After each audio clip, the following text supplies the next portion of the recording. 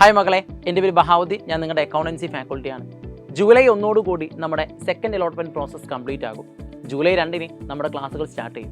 Okay, അപ്പം അവിടെ ഉണ്ടാകുന്ന ക്വസ്റ്റ്യൻ എന്തെന്ന് വെച്ചാൽ സെക്കൻഡ് അലോട്ട്മെൻറ്റിന് കിട്ടാത്ത കുട്ടികൾ എന്ത് ചെയ്യും എന്ന ചോദ്യം അവിടെ പ്രസക്തിയുണ്ട്. സോ അവർക്കായിട്ടാണ് ഗവൺമെൻറ് സപ്ലിമെൻ്ററി അലോട്ട്മെൻറ്റ് എന്ന് പറഞ്ഞ പ്രോസസ്സ് സ്റ്റാർട്ട് ചെയ്തിട്ടുള്ളത്. അതായത് ജൂലൈ 13 മുതൽ ഓഗസ്റ്റ് 5 വരെയാണ് ഈ ഒരു സപ്ലിമെൻ്ററി അലോട്ട്മെൻറ്റ് സമയം. എങ്ങനെയാണ് സപ്ലിമെൻ്ററി ആപ്ലിക്കേഷൻ കൊടുക്കേണ്ടത്, എവിടെയാണ് ആപ്ലിക്കേഷൻ കൊടുക്കേണ്ടത്, എവിടെ നിന്നാണ് ഇതിൻ്റെ ആപ്ലിക്കേഷൻ ഫോം കിട്ടുക തുടങ്ങിയിട്ടുള്ള കാര്യങ്ങളൊക്കെ നമുക്ക് എന്ത് ചെയ്യാം, ഈ വീഡിയോയിൽ പരിശോധിക്കാം.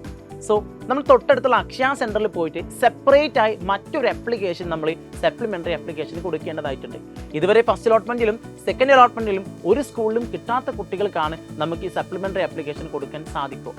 ഇത്തരം കുട്ടികൾക്കായി മറ്റൊരു അലോട്ട്മെന്റ് പ്രോസസ്സ് തന്നെയായിരിക്കും ഗവൺമെന്റ് സെറ്റ് ചെയ്ത് വെച്ചിട്ടുള്ളത്. ഓക്കെ, സോ നിങ്ങൾക്ക് മറ്റൊരു അലോട്ട്മെന്റിലൂടെ സ്കൂളുകൾ അലോട്ട് ചെയ്യുകയും അവിടെ പോയി ജോയിൻ ചെയ്ത് പഠിക്കാനും സാധിക്കുന്നതായിരിക്കും. ഇവിടെ സപ്ലിമെന്ററി ആപ്ലിക്കേഷന് മറ്റൊരു പ്രത്യേകത കൂടിയുണ്ട്.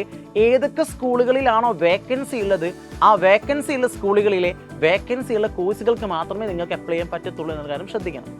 ഓക്കെ, സോ ഈ ലിസ്റ്റുകൾ കാര്യം ഗവൺമെന്റ് എന്ത് ചെയ്യും, അതതായിട്ടുള്ള സമയങ്ങളിൽ ഓരോ സൈറ്റുകളിൽ പബ്ലിഷ് ചെയ്യുന്നതായിരിക്കും. സോ സ്റ്റേ ട്യൂൺ, നന്നായിട്ട് പഠിക്കാം.